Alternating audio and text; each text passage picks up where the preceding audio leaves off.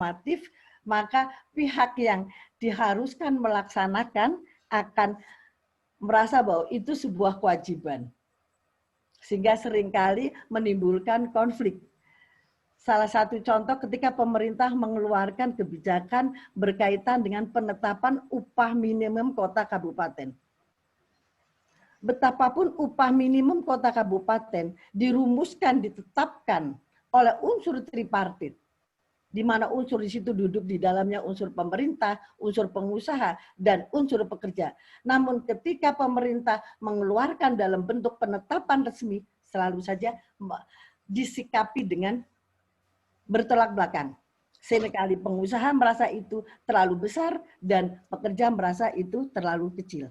Dan barangkali ini yang menjadi sangat penting hubungan harmonis antara pemerintah, pengusaha, dan pekerja.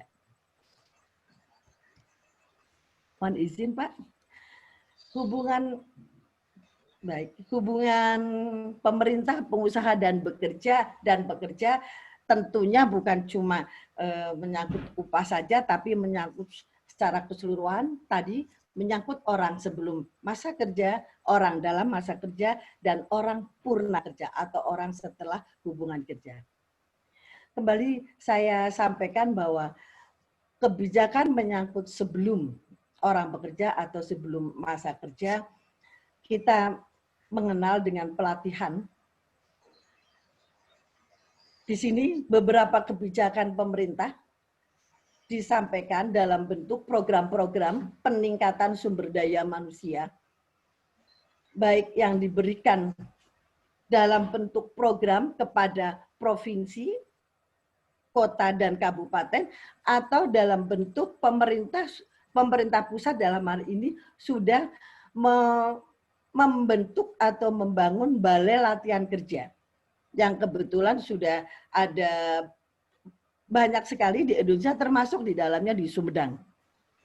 Kemudian pemagangan ini bagian dari pelatihan, tadi juga disampaikan oleh Pak Wadek, salah satunya pemagangan G2G Indonesia-Jepang, itu diantaranya memang menyangkut perawat, dan memang seperti itu kondisinya ketika perawat kita ada di sana, kalau kompetensinya tidak sesuai dengan yang diharapkan di sana. Kemudian yang ketiga berkaitan dengan kebijakan penempatan tenaga kerja.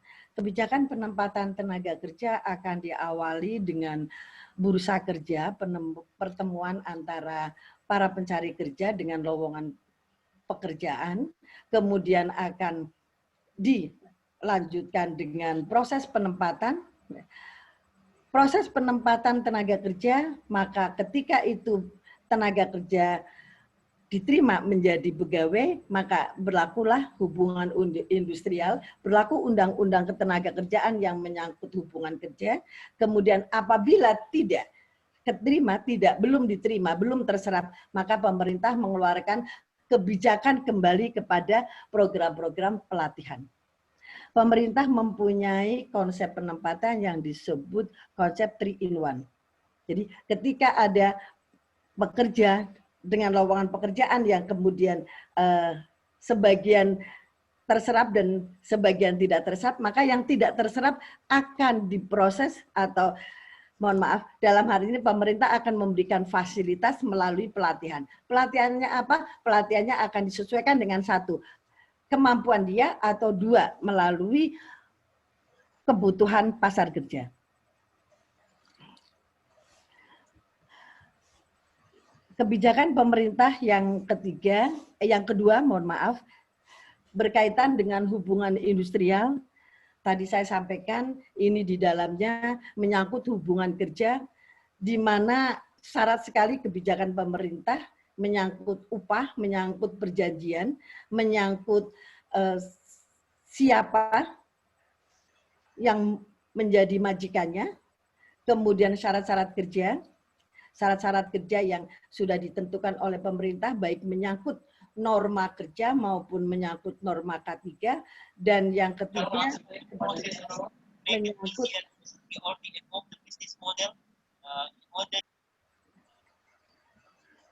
halo.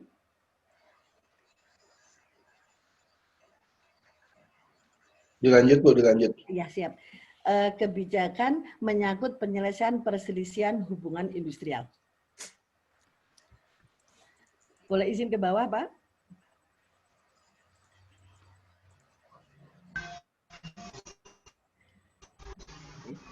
Barangkali ini, Pak, kebijakan pemerintah berkaitan dengan ketenaga kerjaan, menyangkut kebijakan sebelum orang bekerja. Di sini kita bisa melihat bagian berkaitan dengan pengangguran yang masuk, kemudian akan dilihat bagaimana kualitasnya, bagaimana attitude-nya, bagaimana skill yang dia miliki, dan kemudian akan terjadi penyerapan atau tidak. Ketika tidak terjadi penyerapan, maka akan diproses atau difasilitasi lagi oleh pemerintah melalui pelatihan-pelatihan. Apabila para penganggur ini terserap masuk ke dunia kerja, maka pemerintah sudah menyiapkan kebijakan yang disebut kebijakan menyangkut hubungan industrial Pancasila. Di sana ada beberapa sarana hubungan industrial yang bisa dimiliki oleh para pekerja, para pengusaha, maupun oleh pemerintah dalam kapasitas tripartit. Ini semua untuk menjaga hubungan industrial yang harmonis, dinamis, dan berkeadilan.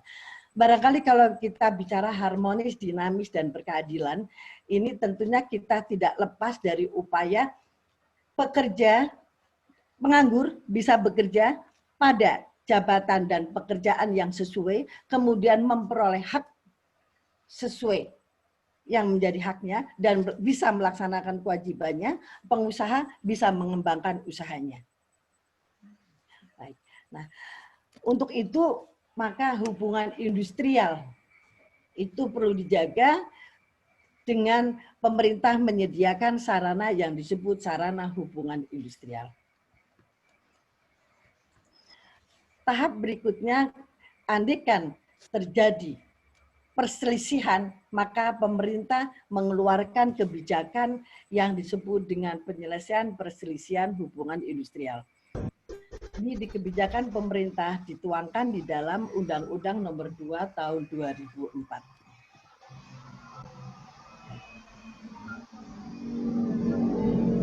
Bisa turun ke bawah, Pak.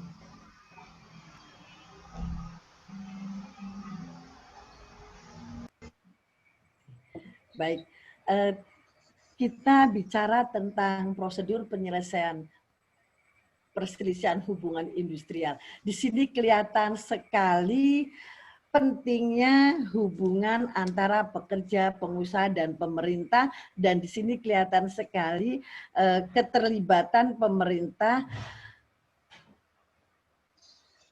lintas sektoral dan juga lintas regional. Karena di sini ada Kementerian Tenaga Kerja dan juga sampai kepada ada